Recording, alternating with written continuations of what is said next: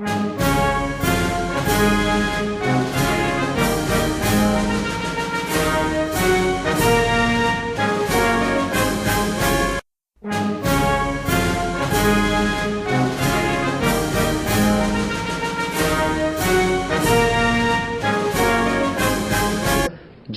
and Freedom Conference.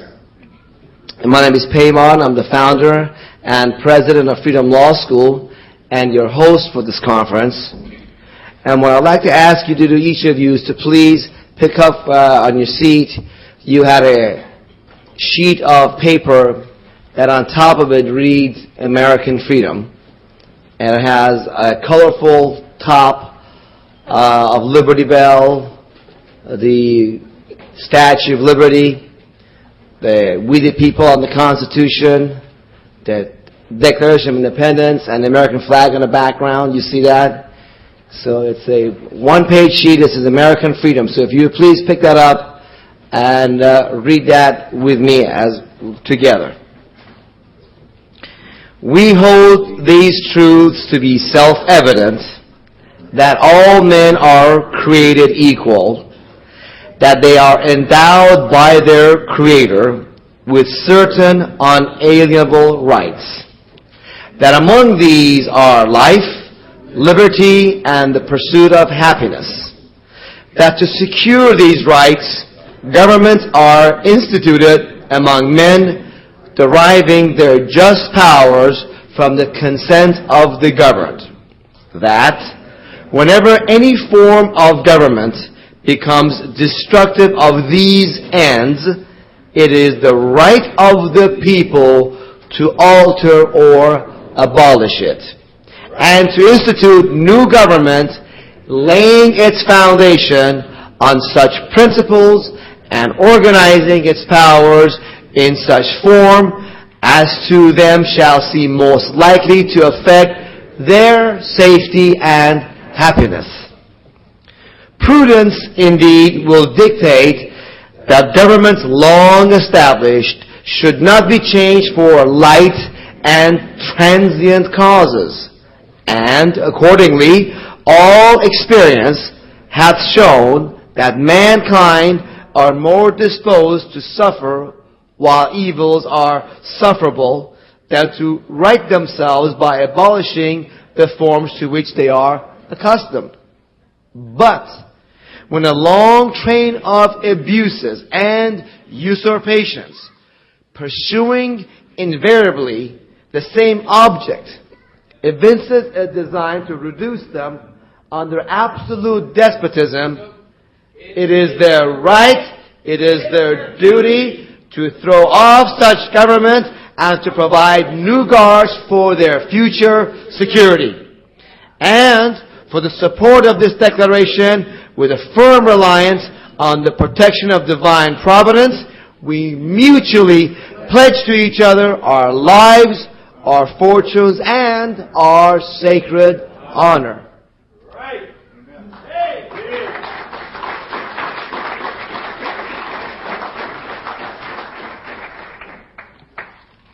What we just read together was quotation from the certain parts of a document, which I'm holding a replica of it in my hand, which later on got to be called the Declaration of Independence.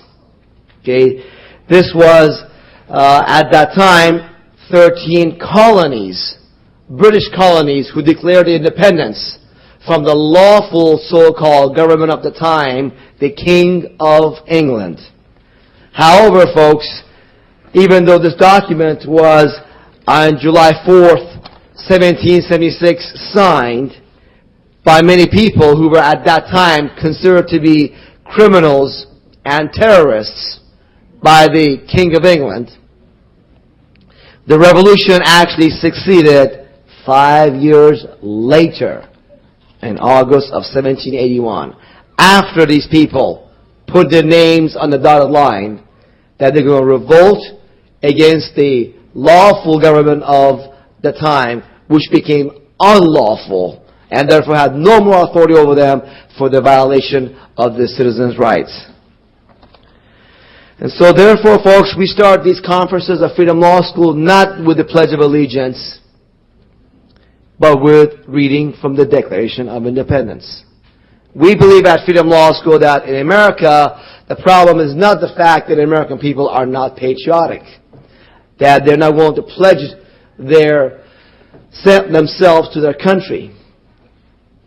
We believe the problem that exists is the people in government, the so-called public servants out there, be it politicians, executive branch officials, bureaucrats, or judges. Way too often, they ignore their oath to uphold the rights of you and me and the rest of the American people as guaranteed by the Declaration of Independence and the U.S. Constitution. So it is with this spirit that we have these conferences every year, and we hope to have them more across the country with the support of you and other patriotic Americans. And we want to bring to you the most pressing issues of the day, which we believe affects your lives, my lives, and the lives of all Americans. And somebody told me, Paimon, I came to the conference, I was depressed. That's why I don't want to come again. Well, folks, truth sometimes is difficult, but you cannot avoid it. And avoiding the truth will not get you anywhere. It's only by understanding the problems that we can come to a real solution. So that's why, folks, we want to present this conference to all of you with the spirit that these are the issues that we have at hand, and we will also provide you solutions as we go through the program as well. So we don't want this conference to become a typical meet, eat, and retreat conference. Been to those kind of meetings? Maybe yes. Okay, that's right.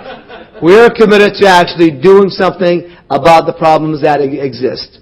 So we're going to start the program with a movie that was shown in theaters, and now it's available on DVD now, which I believe is a good theme of the issues surrounding America, about lack of privacy, the attack on our privacy of all Americans, the surveillance state, the federal income tax, and the Federal Reserve monetary system, which is privately owned and controlled by the rich cartel of bankers.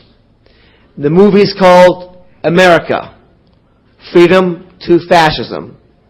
The website is freedomtofascism.com. Some of you have seen it, but many of you perhaps have not. We're going to show you a portion of that movie right now, and the rest will be shown at lunch. So if the cameramen are ready, we can go ahead and roll, and we'll bring you Aaron Russo's America, Freedom to Fascism.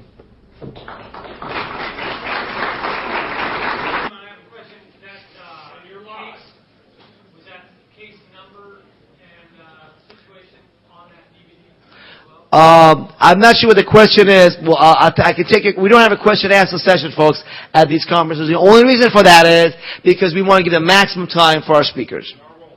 Okay. Well, welcome again to Freedom Law School's 2007 Justice and Freedom Conference. Our next speaker is one of the most dynamic people I know.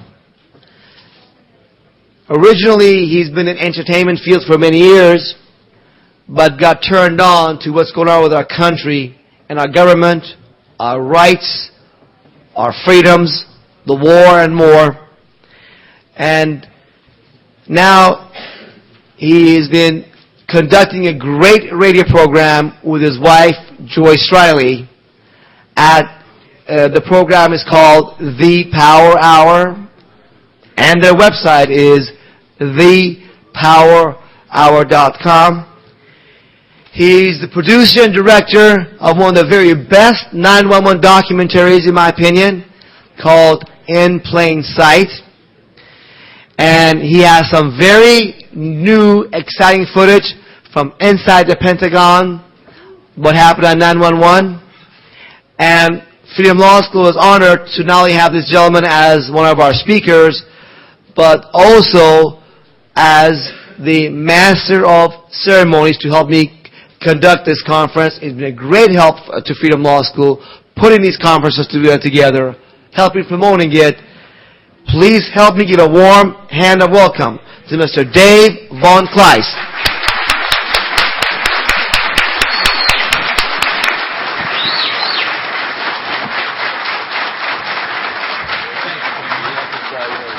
All right, let's see if we can be politically incorrect here. All right. Now, is this thing going? There we go. I figured we'd start off. Yes, no, it's not a paddle. I figured I'd start off because there are two issues that we're all here to hear about. One, of course, is what you were just watching, Aaron Russo's film about the income tax and the freedoms and the liberties and the rights that are being destroyed by draconian laws. The other thing, of course, that we're all here to hear about is one of the definitive events that has affected every man, woman, and child on the face of this planet, and that has to do, of course, with the September 11th events. I'm going to play just a couple of verses from a song that's on the album over here because it pertains to both.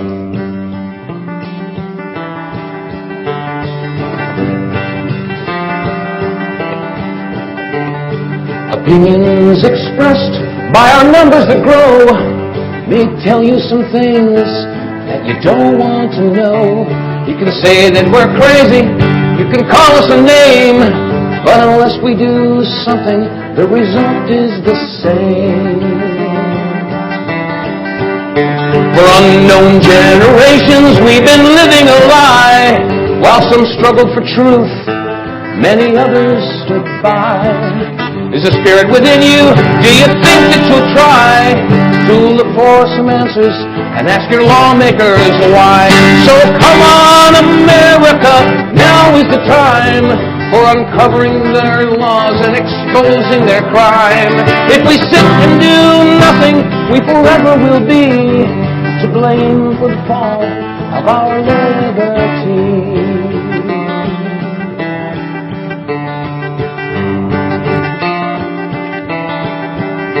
We continue to trust such a small group of men who have robbed us before, and they'll do it again. Yes, they worship the dollar, the silver, the gold, and they haven't a soul. It's already been sold. And they say that we're liable, and they say that we owe, and if we don't pay their tax, off to jail we will go. But we've checked out the law, and we've studied their code, and when it's all understood, not a penny is owed. So come on, America, now is the time to uncover these laws and expose all their crime. If we sit and do nothing, we forever will be to blame for the fall of our liberty. Now they've created a villain. They say he's the one who's destroying your freedom, and a war has begun. But the ones with the power legislate every day, passing laws that are taking your freedoms away. And for all those in uniform, please understand, we're not clenching our fists, we're extending our hands. You can ask any veteran, he'll tell you it's true that your Washington leaders don't care about you. So come on, America, don't hesitate. We must all stand together before it's too late. So many before you were willing to die, and if you sit and do nothing, your children will cry.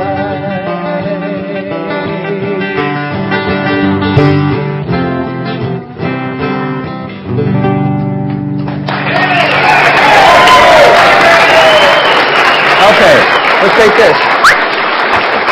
Okay. All right, time out for 1 second.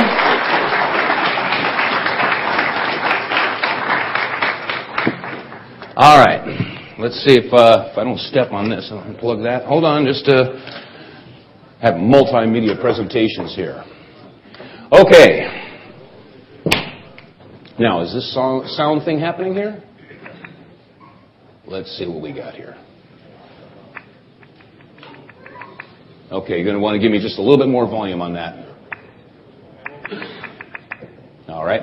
All right. First of all, again, raise your hands if you are one of the Power Team members. How many Power Hour listeners we have out there, folks? Well, not too many out here. We are on in the wee hours of the morning. We go on the air at about 5 a.m. your time here in the Pacific.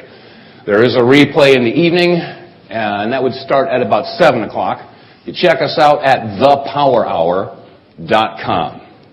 Now, one of the things we try to show folks is how to think outside of what I call the cage. You've all heard think outside the box. Well, I say think outside the cage. Because a box is usually made out of cardboard. Think outside the box. With a little effort, you can bust that box down. But not so with a cage. And this cage is prepared for you by government officials and the mainstream media. The likes of Shill O'Reilly and Sean Insanity and Lush Bimbo and Al Frankenstein, See, they got this idea here that everything is bipartisan. Everything. You speak out against the official story of 9/11, well, you must be a liberal Democrat, left-winger. But folks, how many of you know my wife, Joyce Riley? Raise your hand. Oh, a lot of folks. Now, Joyce and I have been screaming about the government's misgivings, crimes, what have you, in regard to our veterans since 1995. We've been at this now for 12 years. And all through the Clinton administration, we were labeled as right-wing extremists. Okay? Well, now under the Bush administration, we've been labeled as left-wing extremists. But we haven't changed our tune by one note, folks. We have to somehow break down this bipartisan barrier and get folks to think outside of that cage. Because it's not Republican versus Democrat. It's not conservative versus liberal. It's not right versus left. It's right versus wrong. And murder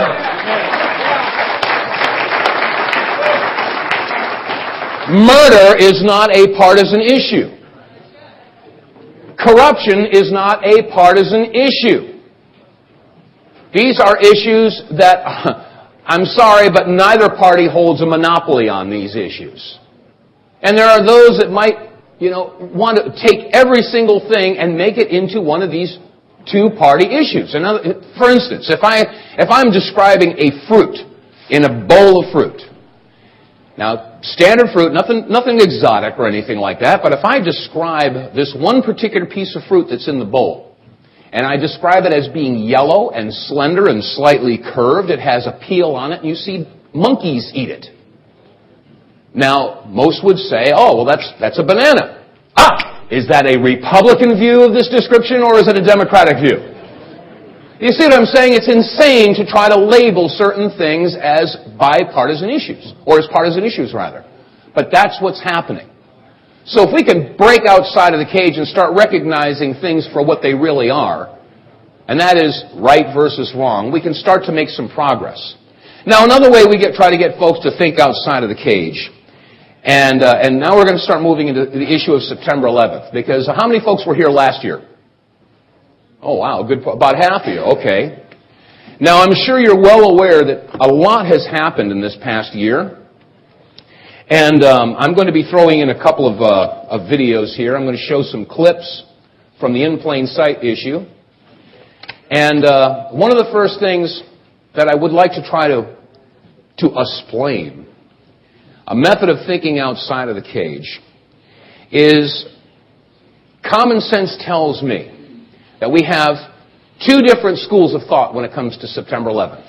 We have those that cleave to the official story as it stands, and then we have those that challenge the official story.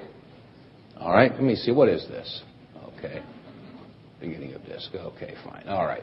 Those that challenge the official story. All right, now, the people that are challenging the official story fall into two categories. There are the lie hops and the my hops. How many know the difference between lie hop and my hop? Okay, about a quarter of you. Okay, lie hop is let it happen.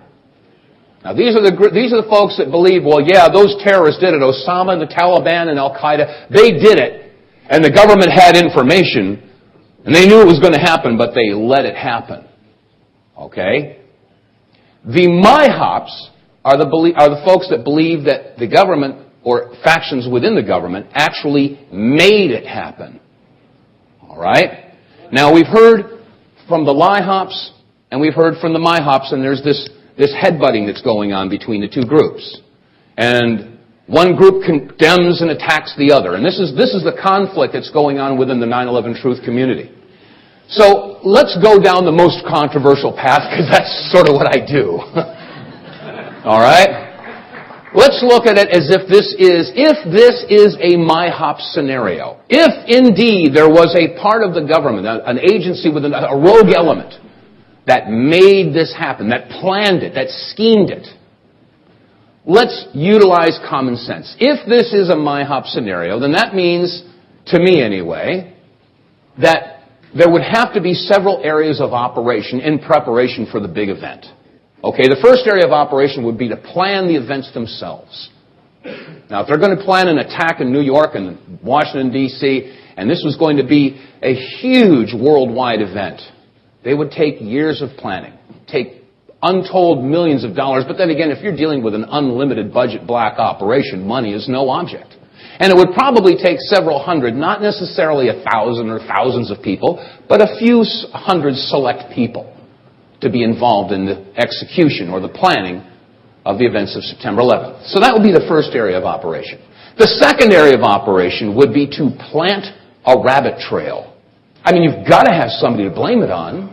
Obviously, you don't want all of the clues to lead back to who did it. You need to have clues that will lead to somebody who's going to take the blame. And this also would take several years of doing. You'd have to have a money trail. You'd have to have certain records that were on file, where these guys were training and where the money came from. So that's another operation that would take a lot of time and a lot of money. The third area of operation would go into effect after the events themselves. And this would be to have a controlled opposition. You have to have that. A controlled opposition, which would be a group of individuals that on the outside give the appearance of wanting to get to the real truth of what happened on September 11th. But in fact, their modus operandi, their agenda is to keep everybody focused on the second area, the rabbit trail. Are you following me with this? So anybody that steps outside of the idea that the terrorists did it is going to be immediately attacked and ridiculed and shunned and muzzled. Does this sound familiar, folks? How many of you have heard some of the scurrilous attacks against 9/11 in plain sight? And there have been doctored photographs and manipulated footage and dubbed voices and all that kind of stuff. How many of you have heard the argument, well, we can't be talking about flashes and pods because it weakens all of the other information about the controlled demolitions? How many have heard that argument? Okay, how many have heard the argument that we shouldn't be talking about pods because it's just crazy talk, and if you can't prove what it is, you shouldn't talk about it? If you can't prove flashes, raise your hand if you've heard that. A lot of you. Okay. Now, let's again think outside of the cage for a second.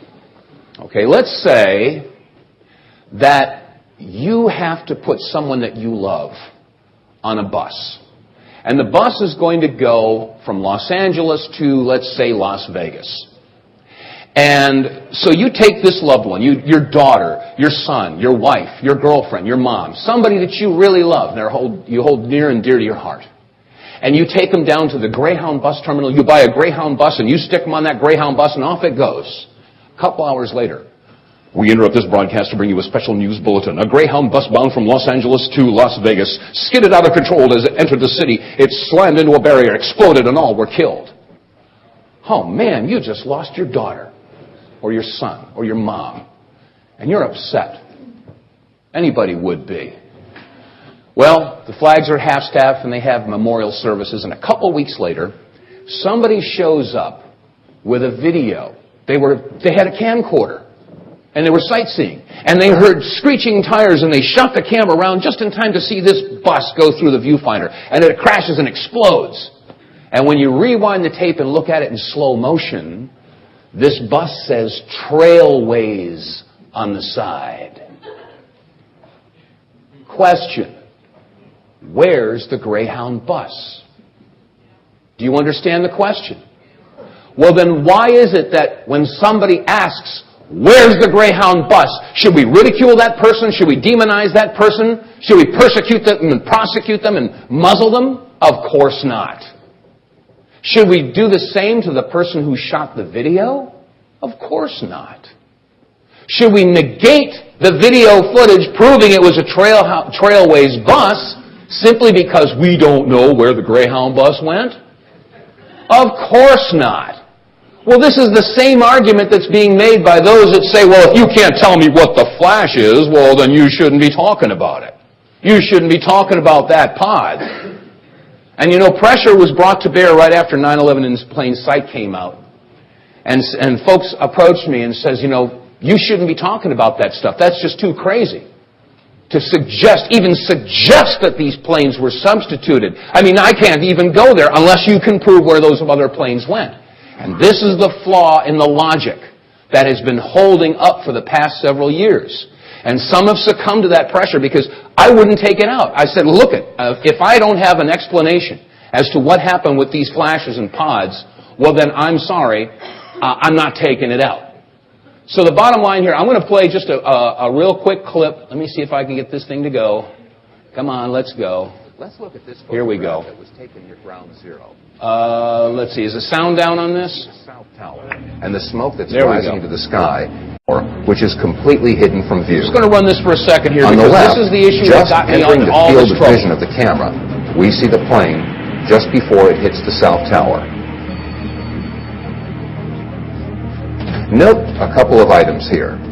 The engine on the right wing has a shadow, and the shadow moves towards the front of the plane and off of the plane.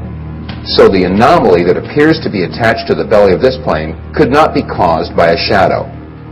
Also note that the item that appears to be attached to the belly of this plane is on the right side. This plane has something that is not symmetrical on the bottom of the plane.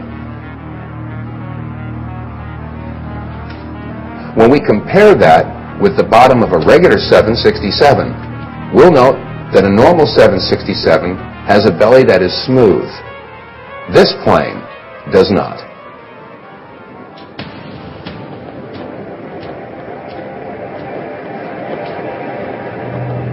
In the summer of 2003, in Barcelona, Spain, a publication by the name of La Vanguardia did an investigative report on the plane that slammed into the South Tower. After a thorough digital image analysis performed by a Spanish university, the investigators came to the conclusion that the anomaly was three-dimensional in nature and could not have been caused by shadows or reflections. Question: is it outside the realm of possibilities that an object of this size and shape could be attached to the belly of a plane of this type? Now, as we look at these pictures, these are basically to illustrate the idea that the military does have the capability and very often attaches items to different types of aircraft that are very similar to commercial aircraft. Now, I've spoken to many different individuals in the military, and there you go, this bottom piece here. In a lot of cases, these are guidance devices. They are guidance devices. Please keep this in mind because this is not a foreign object. This is not some sort of a figment of my imagination here. Now, I'm going to see if I could just fast forward a little bit through this. Guidance is remote control. Guidance as in remote control, yes. Okay, there are some more pictures of the types of planes. Okay, let's go back to the menu here. All right, now I want to move on. I'm going to try to go as quickly as I can here with because I have a lot of stuff that I've got to go through. Now I'm going to get into this flash issue. Okay, now here we go. Something attached to the bottom of this plane and a distinct flash as it makes contact. Now there are some that would say that this is a trick of light, a reflection. Well, let's keep in mind that if you hold a mirror in your hand and reflect the sun's rays that reflection only goes where you aim that reflection. So a reflection should only be seen from one particular angle. Let's take a look at this event from another angle. There's the flash from the second angle. And now let's take a look at it again from a third angle. This is the one that's really got everybody looking up at it. And now let's take a look at it one more time from a fourth angle. This is from ABC. All right, I'm just going to keep on moving here. Ladies and okay, now we also had the flash on the north tower. As a matter of fact, I'm just going to go back to the south tower here for just a second. Now there is the flash. This thing is going to run through a couple of times. Now it's important that we keep in mind that this is one of the issues that folks say you shouldn't talk about it. If you can't say what the thing is, well then you shouldn't be talking about it. Now watch this one right here. Oh, it's right in the way, wouldn't you know? All right, let's put this over here. Okay, we've seen the flash from CNN, ABC. This was from, I believe this was a German group. And now the one on the lower right, I'm going to stop that right as it hits, right there. Now, if you look at the flash right there, you can see that it is to the right of the contact point of the fuselage. It's actually reflecting in the fuselage. And I got to hand it to Dylan and Corey and Jason. In the first issue of Loose Change, you guys did a marvelous examination of that where you superimposed the flash where it should. Give them a round of applause.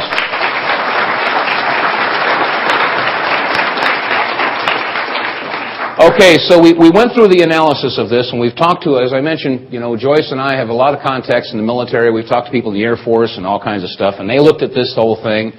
And, of course, they said it can't be reflection. I think that's obvious. It's in the shaded side of the building on all four frames.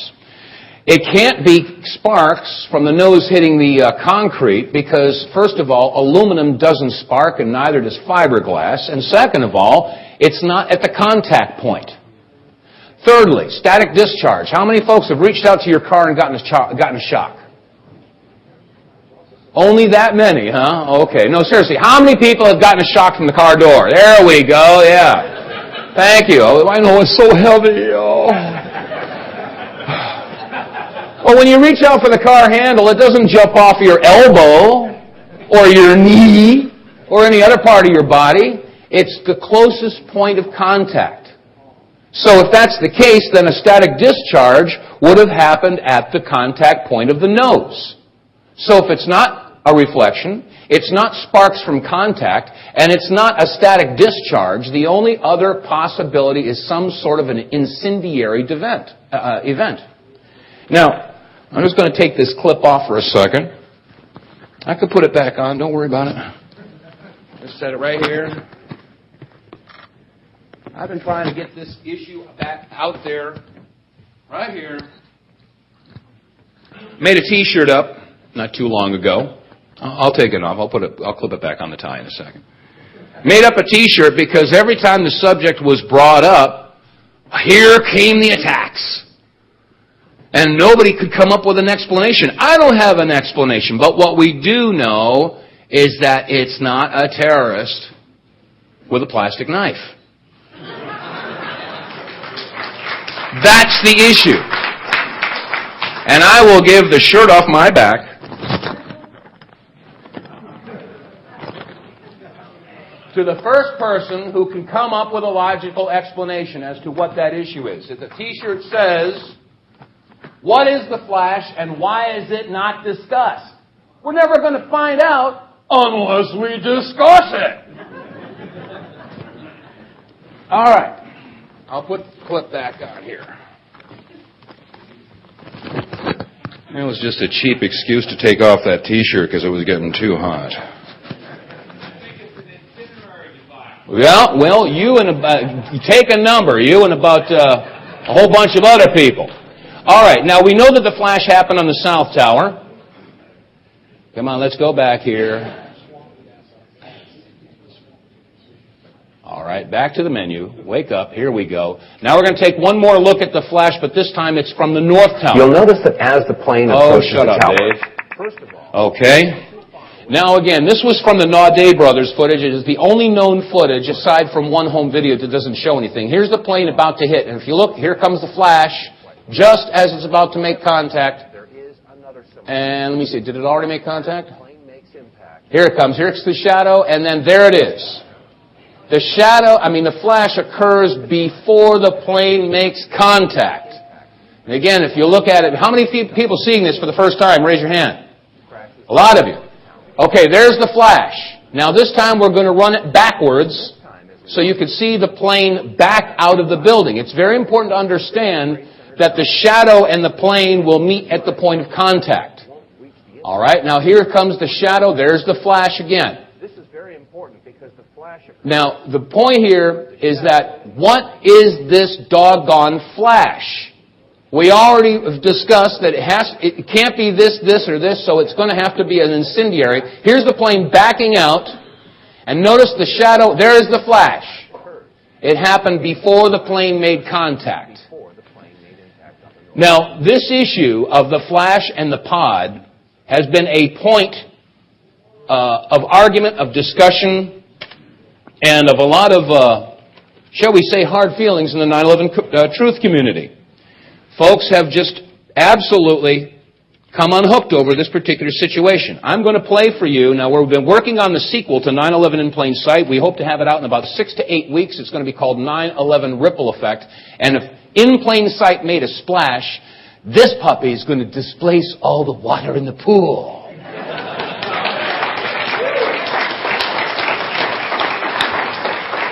Now, we have been discussing this with individuals. People say, "Oh, you got to have." Let me see if this can play. Come on, let's do something. Do some doggone thing here. Here we go. Beginning of disc. Here we go. All right.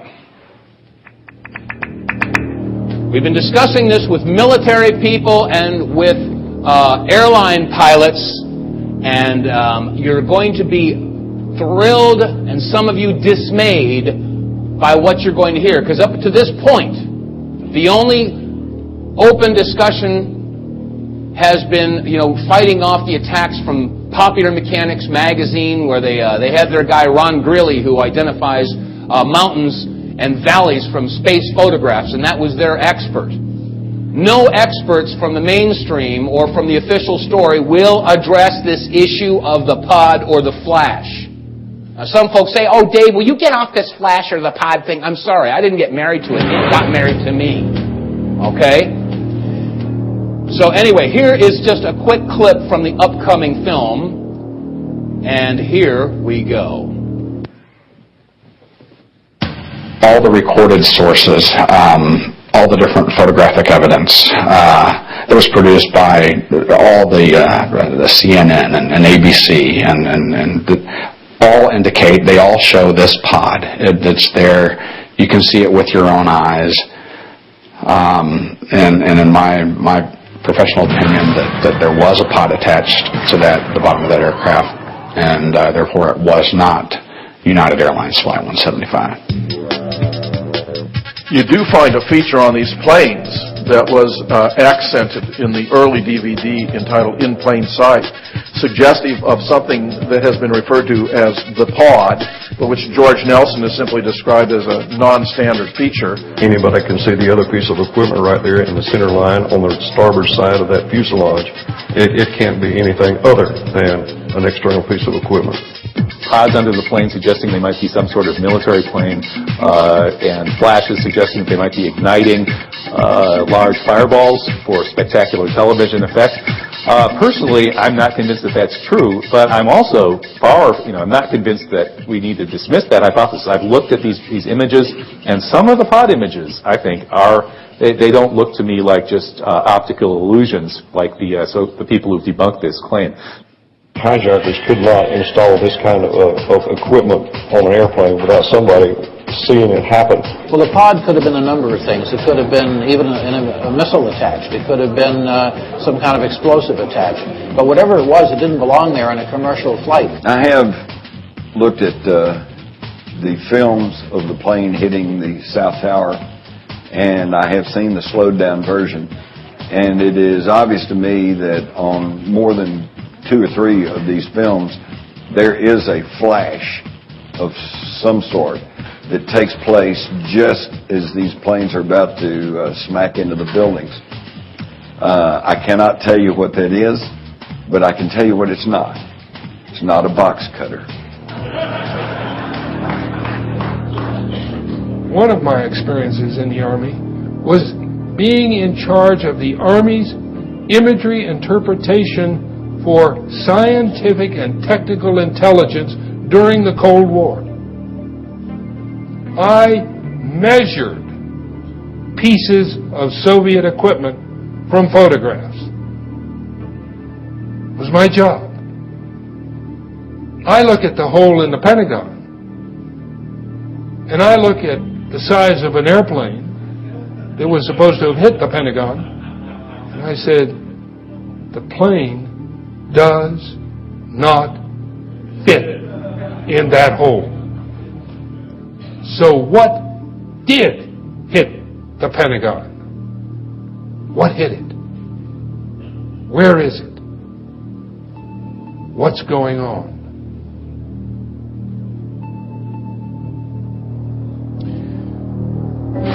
So as you can see, we have some very serious questions that will not go away, and I will tell you right now, if it costs me my life to scream these questions, then I will continue to scream, and I will meet my Maker with a smile on my face.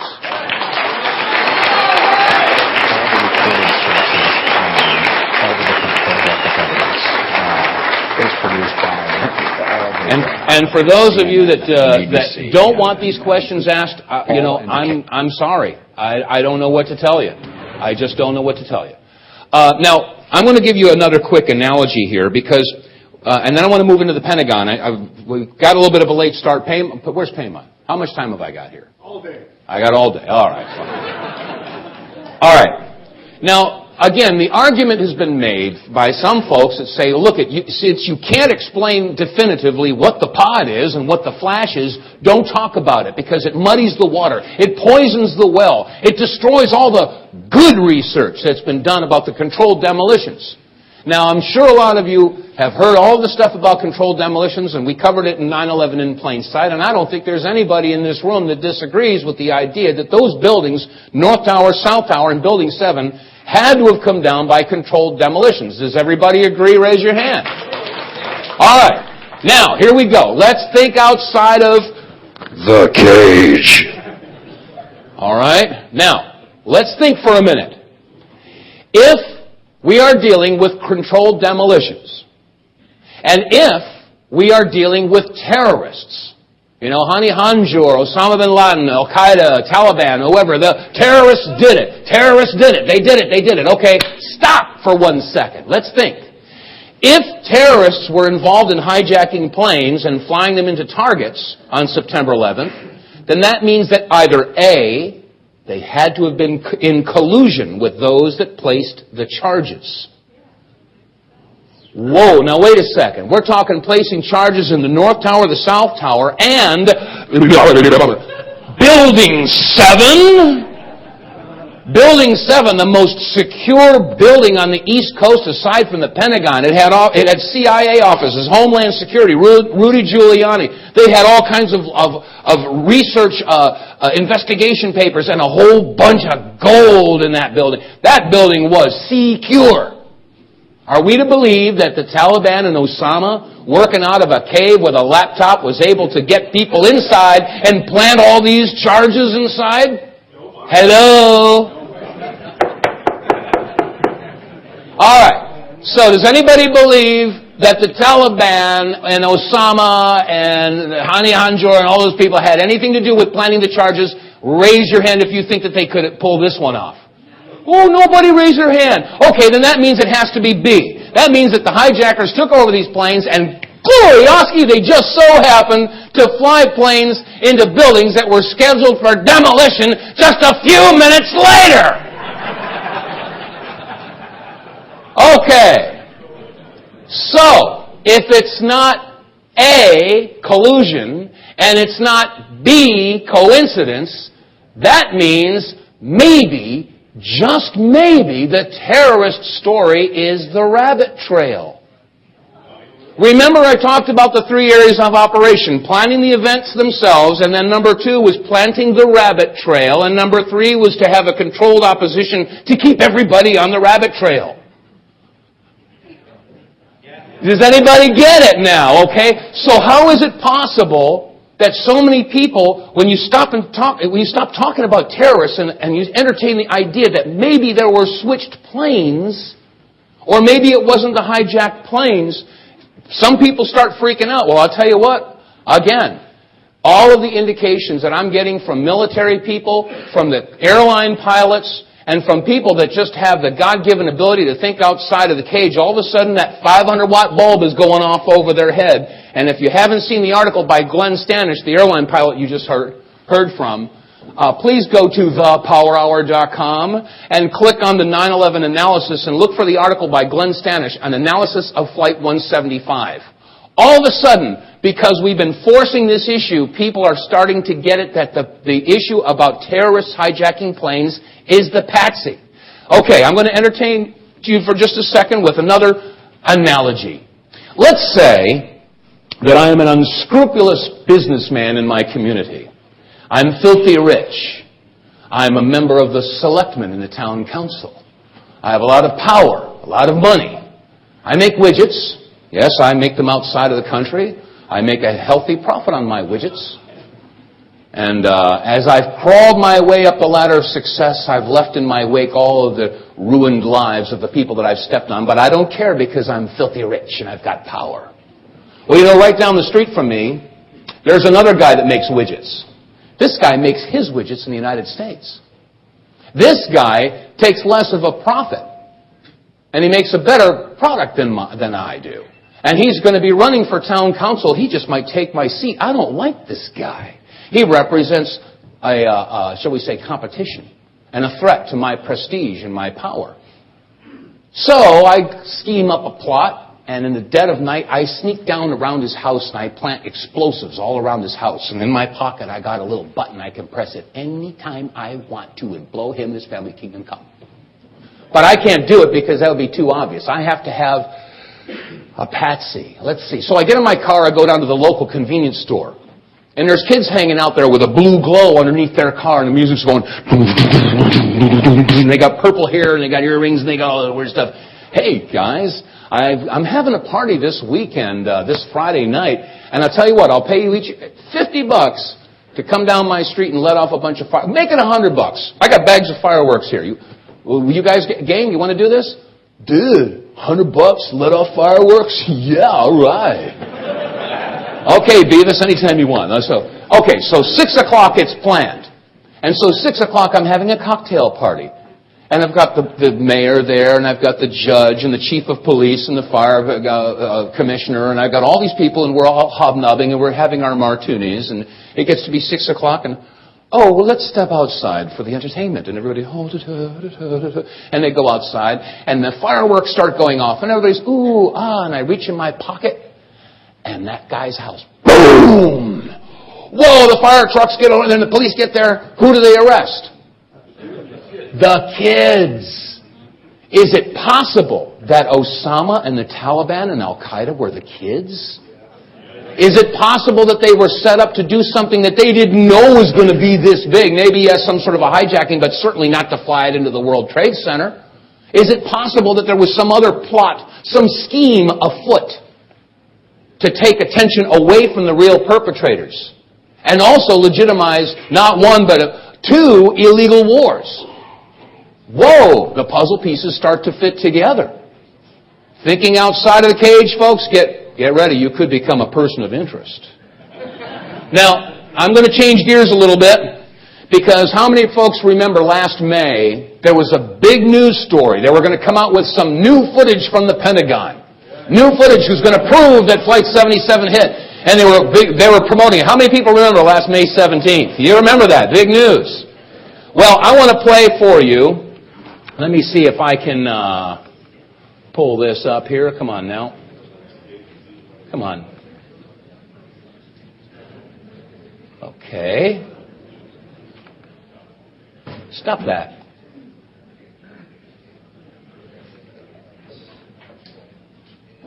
Let's just stop it for 1 second.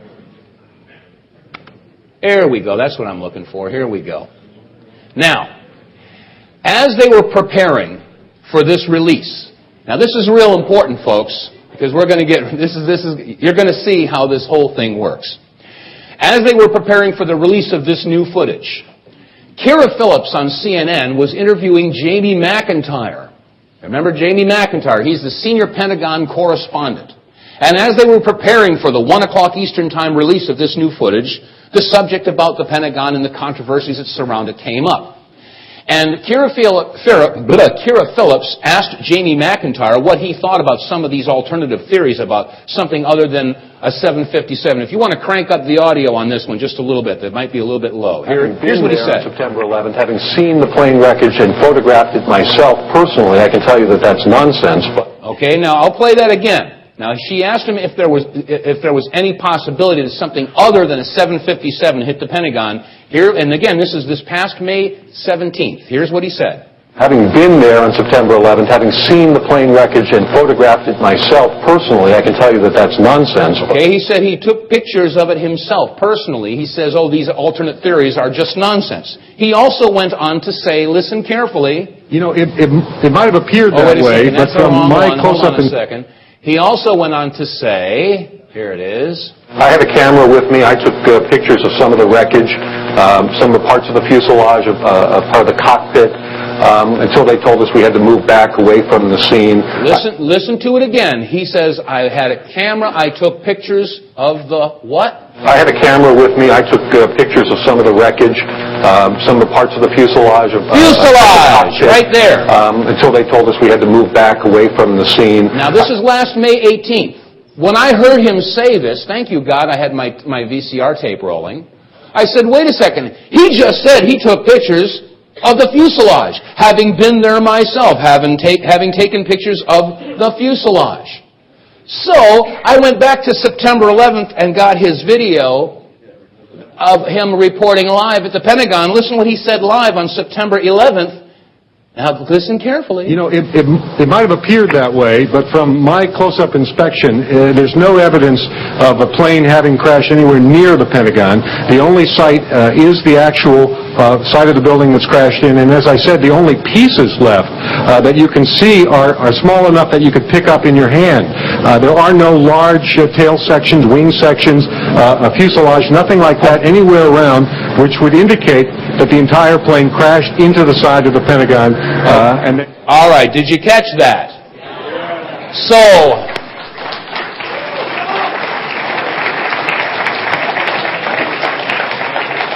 was Jamie McIntyre lying then, or is he lying now? Either way, he's lying.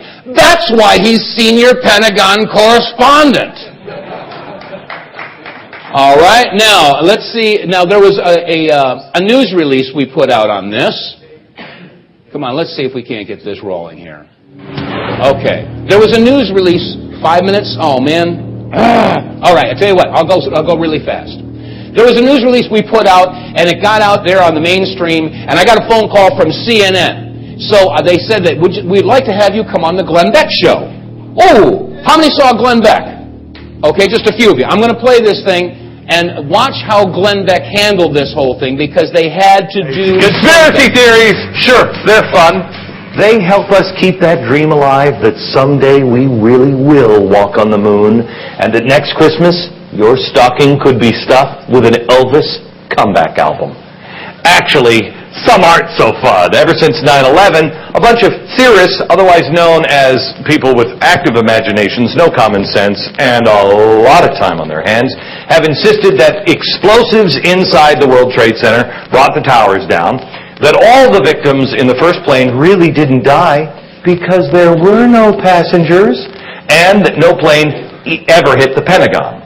Okay, I'm going to pause it right here, because notice how he couched his interview. The mark of a journalist or a propagandist. Okay, he immediately attacks everything without even discussing the facts. Then he went to Jimmy Walters' video. 125 feet wide and 44 feet tall, allegedly crashed into the Pentagon on September 11th. Allegedly? I think yesterday, by releasing this video, the government seems to have taken care of that one in about 10 seconds flat. Or did it? There's a documentary you can't get off of you can get off of a website, but for some reason, they're not letting you buy it at Blockbuster, and now available is a director's cut that insists all of it is a hoax. Dave vonKleist, you produced it. Tell me, sir, how is this not a plane? Right there. Can we freeze that and show that box? How is it a plane? Is that not a plane? That's a big white object of some sort. That's right. It's either a plane or a naked Michael Moore headed for the buffet.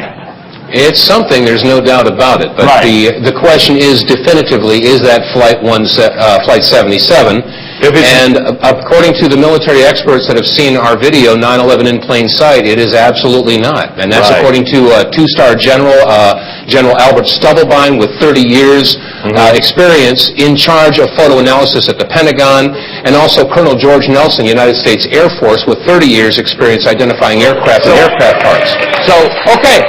Okay. Now, I just quoted two military officers. Keep that in mind. If it's not a plane, what is it exactly?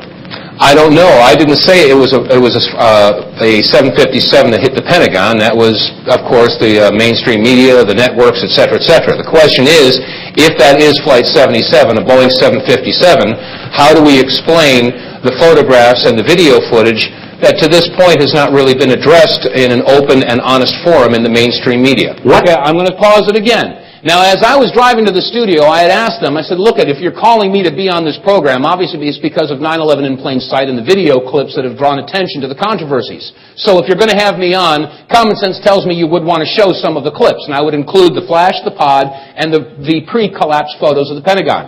Oh, we can't show the pictures. We don't have them available. Oh, well, I'm sure it's not hard for your news staff to get that. And besides, what about the shot of the flash? Well, we have to get release forms. I said, excuse me, that's from CNN. You're CNN. You don't need release forms. I knew where this was going, so I took an 8.5 by 11 glossy photograph of the Pentagon and stuck it in my shirt because I knew that was the only way I was going to get it on. Hey, what needs to be addressed? There is the plane. Let me ask you this. There is something. Where are the passengers? It's really interesting that you couch this entire interview by saying conspiracy theorists, but at no time am I theorizing anything. I'm basing my questions. I'm basing my questions on evidence and photographic evidence and video evidence. Okay, hang on just a second. That's part of the problem. You don't have a theory. You're saying it could be a plane. It could be a big white elephant. It looks like a plane. That's the most common sense kind of idea that it is a plane. Give me an idea of what it would be if it's not a plane. Well, like I said, if I was to try to tell you what I thought it was, then I would be dabbling in conspiracy theory, and that's not what we're about. The point is that the military experts that we've spoken to say that the damage that you see at the Pentagon before the collapse, and we have one of the photographs here. They show that in that brief clip. Now watch him swerve. The photograph. Watch. One of the many photographs taken before the collapse of the E-ring. Now, this photograph, for the most part, has been ignored by the mainstream media. It clearly shows the roof line is still intact. It shows that the place had not collapsed yet. It also shows the lawn is untouched. And most importantly, you show me where there is a hole big enough for 757, and is there any wreckage? Real quick question. Have you talked to any military personnel? Hello? General Parton, for one, that will tell you that it was a plane? Okay, now he went to General Parton, who was quoted in the John Birch Society magazine, the conspiracy theory issue. How many people saw that one? It was an 8-piece, 4,900-page hit piece on me and 9/11, on the in plain sight thing. And when I talked to Ben Parton, he said that William Jasper had completely misquoted him and completely taken everything out of context. I have a little problem with the JBS. That's very curious you would bring up General Parton, because in his interview with the John Birch Society magazine, The New American, he stated that the entire plane vaporized. And yet Jamie McIntyre on CNN yesterday stated that he had photographed pieces of the cockpit and the fuselage, And J.B. McIntyre also stated on September 11th that upon his close inspection, there were no pieces of recognizable wreckage from any type of a large aircraft. Now watch him get real nervous in the split There were screen no here. wings, no engines, nothing that you could recognize as a large aircraft. There were a lot of small metal pieces. There were some people that were protesting outside of the Time Warner Center a couple of weeks ago about the World Trade Center and the Pentagon, and they claim that America, the government, has hired Osama bin Laden, and they know this. They've hired an actor to play Osama bin Laden because he has two noses. My question to you, Dave, how much are we paying that actor? I wouldn't know anything about that. Let me ask you this. Let me ask you this. What's in Area 51? Is it aliens or office supplies? Well, actually, I hear there's a whole host of Elvis impersonators there, There we go. that fly around in black helicopters. You can bring that up, too. Dave? What's your... All right, I'm going to stop that here. The whole thing goes downtown from there. But... Anyway, so you can see sort of what's happening, and I know we're out of time here, and I did not get to some of the new Pentagon footage. If we can squeeze it in maybe later, I don't know. We'll squeeze it in later, but folks, I will tell you, about 7 months ago, we received a DVD in the mail. And because we have so many friends in the military, and for those of you paid to be here, you better understand that we're not the bad guys. We're not the bad guys. We received this DVD. It's about an hour and a half of raw footage that was taken by military videographers inside the Pentagon on September 11, 12, 13, and 14. I guarantee you, a lot of you never seen this. Most of you. As a matter of fact, I don't think anybody's seen this. I can't put it on right now. We're doing... Time out. Time out, time out. And I want to assure you, if you're paid to be here, that we have a lot of copies made. They're all over the country right now, so you can knock me off if you want to, but it ain't stopping it. Okay? All right, with that, I have to cut it. I have more, but we'll do it later sometime. Thank you so much.